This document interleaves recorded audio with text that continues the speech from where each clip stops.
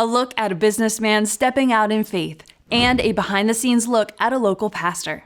All that and more coming up now on Joy in the City, True Stories. Joy in the City is a program highlighting people and organizations having an impact in our city. All too often, we hear about the problems and dysfunction in our culture, but we are coming with a different approach as we take a look at the good things going on right here in our community. I'm Lindsay Irvin, and you're about to see what God is doing in our city.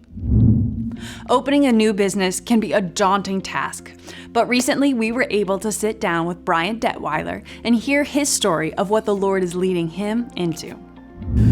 Well, here you are back with us today. We've had you recently a couple of different things, but today we're going to talk about a new venture. Yeah. And Brian, I'm so excited that this is one of the best stories that I'm looking forward to hearing about. So, a while ago, we had you talking about some of the different things you do in ministry and side hustle, but now there's a new opportunity that God has put forth. So, talk a little bit about what you're doing.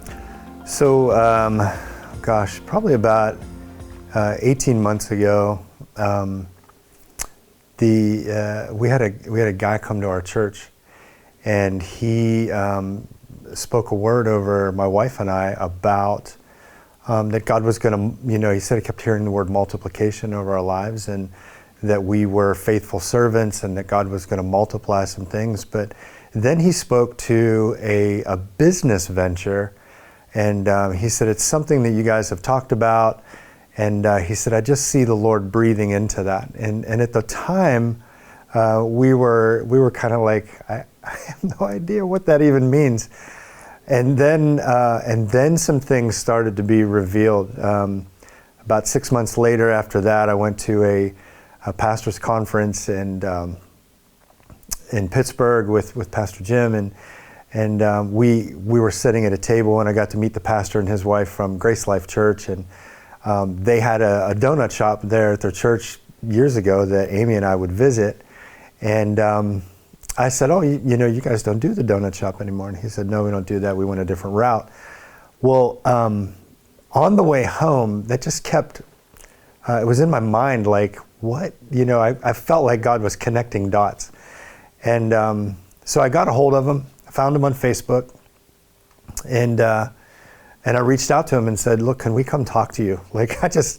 We were interested in buying, I asked him if he still had the franchise, and he said, I do. And so we went and talked to him, and it was fantastic. It was a fantastic meeting, and we had shared with him our dream. We really don't know what we're doing, but we're just following God's leading through these things. And he ended up giving us all their donut equipment. And so we were like, oh, wow, okay. So now we've got all this equipment, and he volunteered one of his guys there at the church to come and help us get set up and train us. And he said, so there you go. You've got equipment and you've got support. You just need a location. Well, at the time, they had a food truck too that they had they kind of outfitted. They redid the outside of it, but the inside wasn't done yet. And so we ended up buying the food truck off of him. And so literally for the last year, we've been working at this, learning how to make donuts, watching videos. And the guy that he volunteered came out and hung out with us for a day and taught us a lot. And so my wife and I are getting ready to start a donut business, and have coffee with it too. So it's kind of exciting. I mean, we're really novice at it, but yet it's really pretty cool. And I don't want to say that we don't know a lot of what we're doing, because we've really done a lot of research and training, and we've done some taste testings. And this past Saturday we did a soft launch, and the reviews were fantastic. It went really, really well. So we're excited. We don't really know where God's leading with it. But my wife and I have just learned to live like this. We live with our hands open, surrendered to the Lord, and saying whatever you want. And so we're trying to get our kids involved with it, and it's pretty exciting. So prior to this recent event, were you a donut connoisseur? Did you think someday I'd like to go into donuts? Or was it more of a recent thing? How long has this been a part of your dream? Sure. So I love donuts. I've always loved donuts. It's been my kryptonite. And when we moved into the house where we live about 3 years ago, behind our house was an old donut shop. And we would prayer walk the area, and when we'd go by, we'd always say, "God, give us that building right there. We'll put donuts in there." And we would kind of laugh, but we were kind of serious, but kind of, we're not sure. We don't know what we're doing. We've never owned a business. We've never owned never owned a food business, and but we would joke that way, and but we would pray it. We prayed it. I mean, we really, and so. Words are powerful, and so yeah, we prayed that, and when the pastor came and spoke over Amy and I, it was all of a sudden like those things started to click. Like we remember praying that, we remember his word, and then when we met with the pastor from Grace Life, it was like all these things started lining up, and even still, like there's doors that are opening from it, and we just think. We just keep taking one step. The Bible says that the steps of a righteous man are ordered by the Lord, right?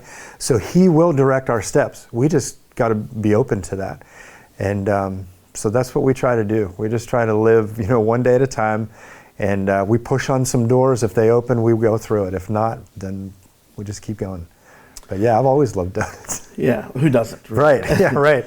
Now, I was blessed enough that one of the prayer gatherings of our local pastors, you had some of your donuts there, and I had a donut that I haven't found anywhere in this area. That it's just phenomenal.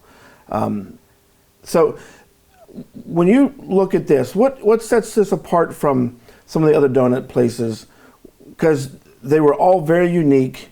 And I heard they were all incredible. Yeah. So what would you say sets us apart from some of the other donut places? Well, a lot of the donut places that are in the area are a yeast-based donut. So they're fluffier, they're lighter. Ours is a cake-based donut, so it's a little bit more dense. And then plus our toppings. I mean, so we actually make, our donuts are fresh. I mean, they're made either the day or the day before. And they're topped fresh. So that's kind of the other thing. It's kind of like a Subway feel, if you want to say it that way. Like when you come in, you order, you can order whatever, and then we'll top it right in front of you. And so you get them fresh. They haven't been sitting for a while. So what's the company called? It's called Mansion Donut Company. My wife and I live in the Mansion Park area, and two things. We wanted to honor the area where we lived, and then the other thing, we are building. Jesus said, "If I go to prepare a place for you," so we know that we've got a mansion waiting for us. So it's kind of a dual meaning. Mm-hmm. So Mansion Donut Company. Now, so you have the truck. Mm-hmm. Do you have a brick and mortar location as well, or is that still in process? It's still in process. We have a couple ideas where we're looking, and they're very good prospects, and so.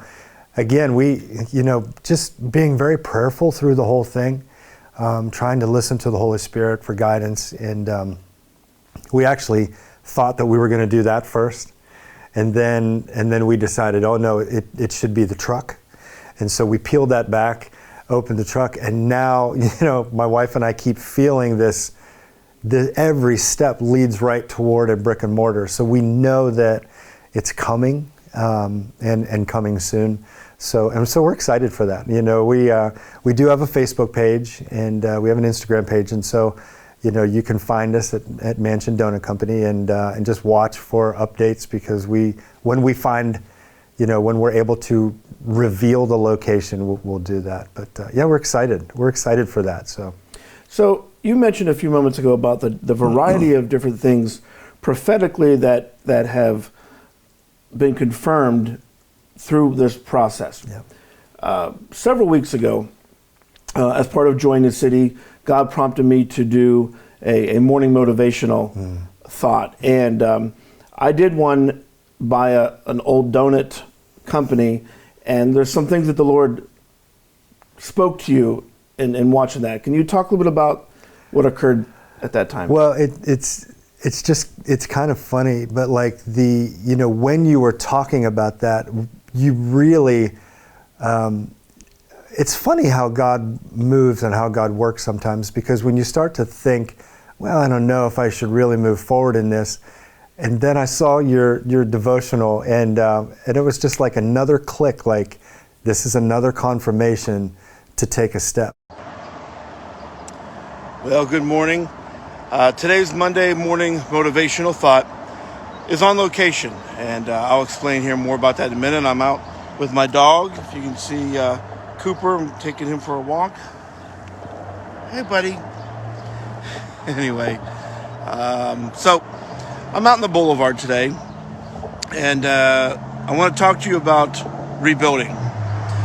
Many times we hear in sports about a rebuilding season. What that typically means is a team that didn't do very well, and they are in a point of planning for next year or coming years. And we understand that in the realm of sports, but other than sports, we don't really use that.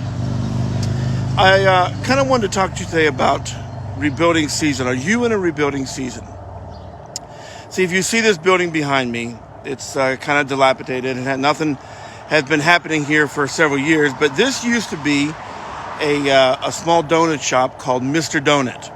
Now, Mr. Donut hasn't been around here for years, and matter of fact, I believe recently the most recent was called Donut Connection. But when it was Mr. Donut, when I was in Little League, I played for the baseball team sponsored by Mr. Donut. And I remember coming to this place as a kid, and here's the story behind it. My first year of Little League, first year playing baseball, our team went 0-25. For those of you that don't follow sports, that means we had no wins and 25 losses. 0 wins, 25 losses. My first year. Back when I played, the teams were developed by your area. Not a draft and so forth, what they're doing nowadays by an area. So when I played baseball, it was the same kids that we played when I was 8, when I was 9, when I was 10, 11, and 12. Pretty much the same kids played in the same team. Remembering my first year, we were 0-25. Just a few years later, that exact same group of kids won the championship. Now, when we were 0-25, we couldn't see that. We couldn't see that someday we're going to take the whole league. We're going to win it all. But we just kept pushing through. The team, for the most part, stayed together, stayed the same group, and we pushed through. So that championship year, when we won, we came down here to what was at the time Mr. Donut. When we came down, the owner or the manager, if you will, at the time, let the kids have anything they wanted. Well, as kids and 10, 11, 12-year-olds, everybody ate as many donuts as possible, and we were all sick later that night. My point in this whole thing is, as we pursued, as we pushed through, what seemed to be like a failing team became the champions just a few years later. In life, there might be a situation or a time that you may be in a state and say, this is just failing, this isn't working. Have you ever considered that maybe you're in a rebuilding season? You're in a growing season, you're learning, you're developing. All those aren't bad things, but that doesn't mean that you're going to have immediate success. I believe that we live in a instant gratification society, and that includes pursuing our dream. That includes developing talents or skills. But sometimes we need to just think that we're in a rebuilding season of life.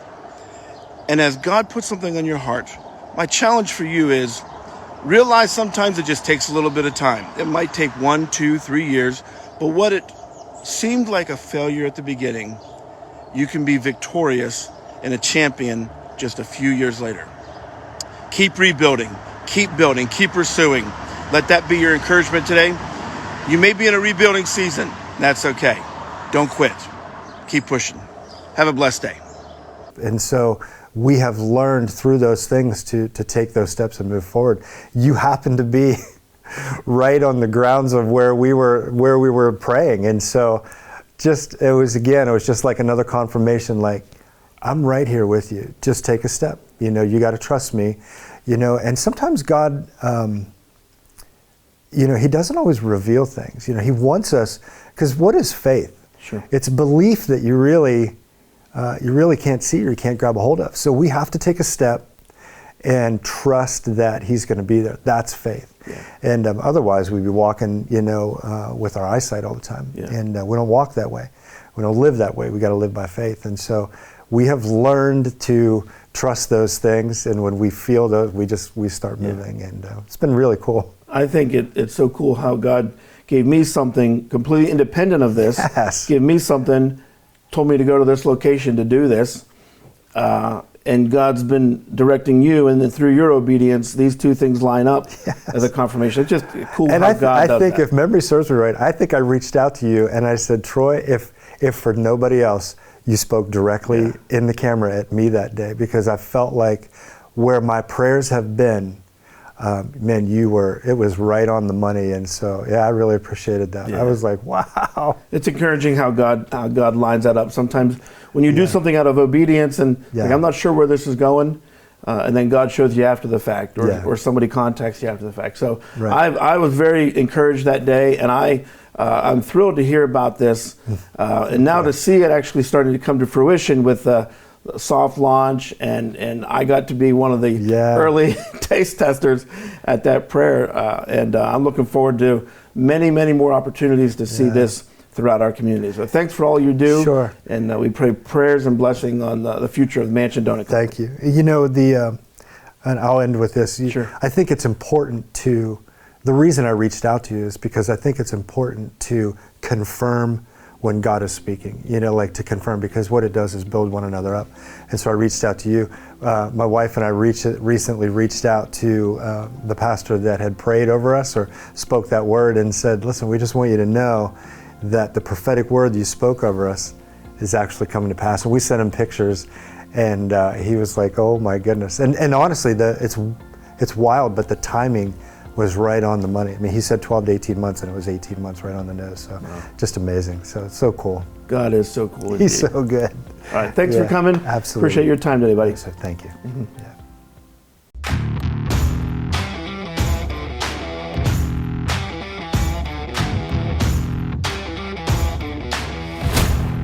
Impact Productions, a multi-layer technology company providing on-site, online, and in-studio video services.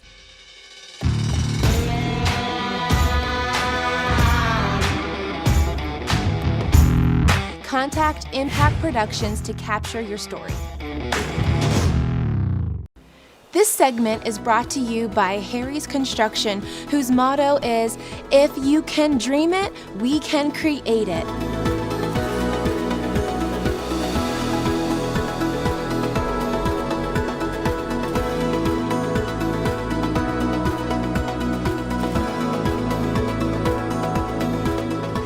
They are the kitchen and bath design experts, so call Harry's Construction for all your remodeling needs. In this segment of Behind the Scenes Pastor, we will be talking with Pastor Rich Shingler. One thing they might not know is that I'm bivocational as far as pastoring and then also working a job as well. I've worked with a company named Adelphi Village for 29 years. And I've overseen residential group homes for young people, both here in this area, in Westmoreland County, and also in Lycoming County. So being bivocational, pastoring and doing that has been a challenge from time to time. So that may be something that people aren't quite aware of. Tell me a little bit about the challenge of that, of being because a pastor isn't a part-time job. Right. So like you said, it's kind of having two full-time jobs. Timing and prioritizing. Kind of as I met you this morning, I told you that I had a call this morning that required my attention before I came here. And then when I leave from here, I'll be going back to my job. So kind of always being on call 24 hours a day. And that's one of the bigger challenges. And then also as I go through the week, sermon preparation, Bible studies, one-on-one discipleship. So it's just managing time. Is probably the biggest challenge that I have with that.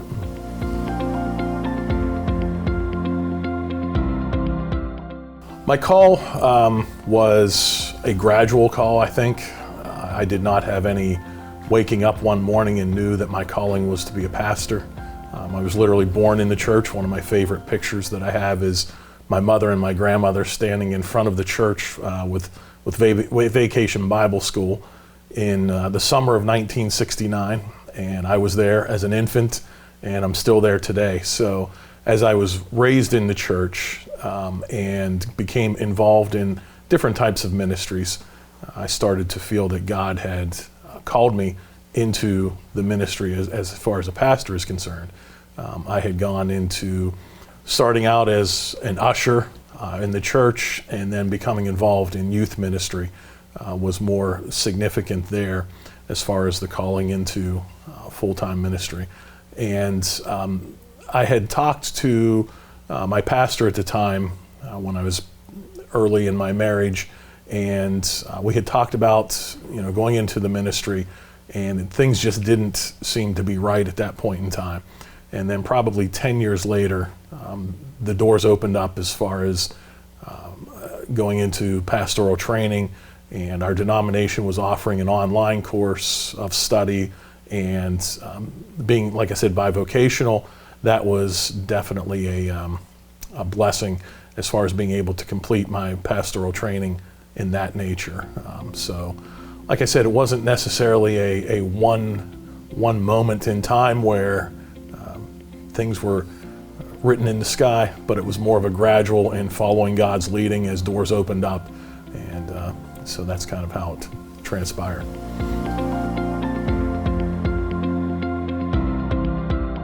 So we started in 2008, actually started in my family room in our house.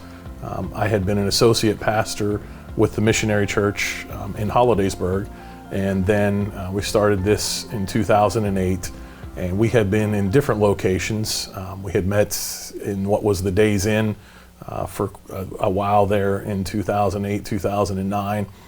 We met at Chimney Rocks Park for one summer, and then for my job with Adelphi, I was looking for space for alternative education, and I was looking at the East Freedom Elementary building, which was in the Spring Cove School District at the time.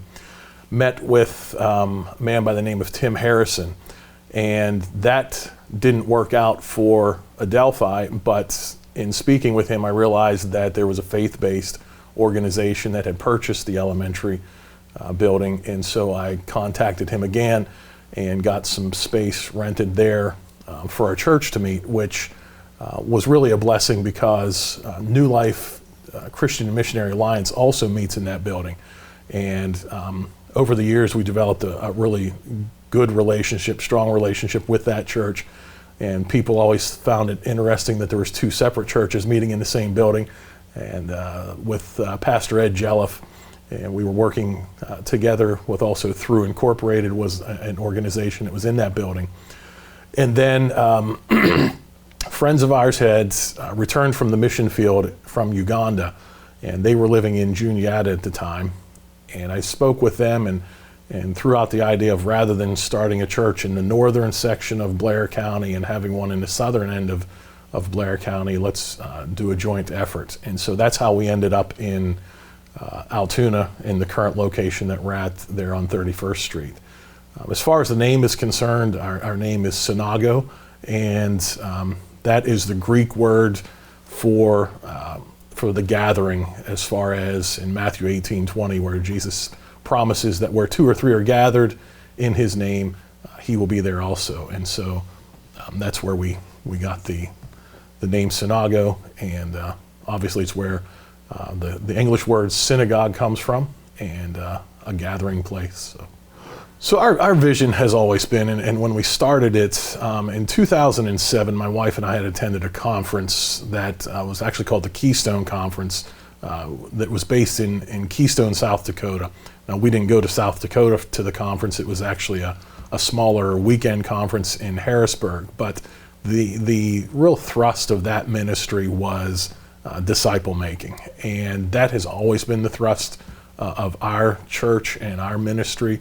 Our key verse is Matthew 28:20, to go into all the world and make disciples.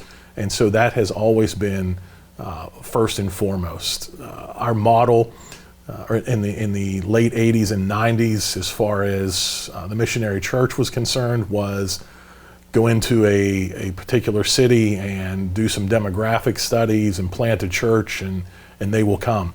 But that model really was not working at the time. And so the Keystone Project was really focusing on one-on-one discipleship, multiplication. And there again, that has always been first and foremost as far as our ministry is concerned. Whether that's one-on-one, whether that's small group studies, in-home studies, things of that nature.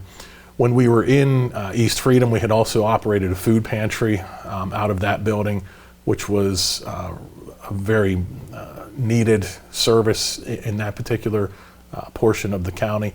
That has not continued in Altoona, but recently we have become connected with Josh Kreider and Josh Rowland in the Ben Blessed ministry there. So that has also remained an important part of our ministry as well. For me specifically, I think it goes back to praying for stamina, praying for vision as far as the ministry is concerned, praying for time management skills, because as I said, sometimes it becomes a challenge to balance those things. And praying for our church would be just praying for a heart that is burdened for the lost, and a heart that is sold out to the cause of Christ. One thing I think that all of us deal with in our society today is the challenge of staying focused on Christ, because we have so many distractions in our culture. So many, we're an extremely wealthy culture when we compare ourselves to the rest of the world, and I think quite often those things can hinder a church and our vision. So just praying that we would be focused on the mission of Christ to make disciples.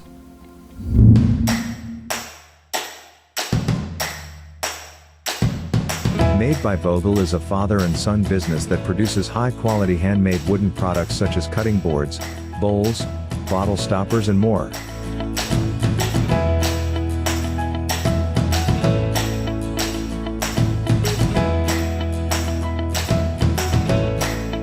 Products for sale can be found on their Etsy site or in downtown Altoona at the Clay Cup.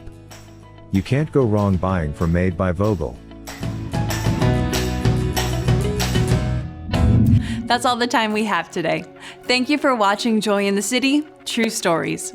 Let me encourage you to watch other episodes of people and organizations having an impact on our community on ABC 23 at 5:30 a.m. and 12:30 p.m. every Sunday. You can also catch us each week on our Facebook page and YouTube channel. Until then, be encouraged, because God is moving in our city.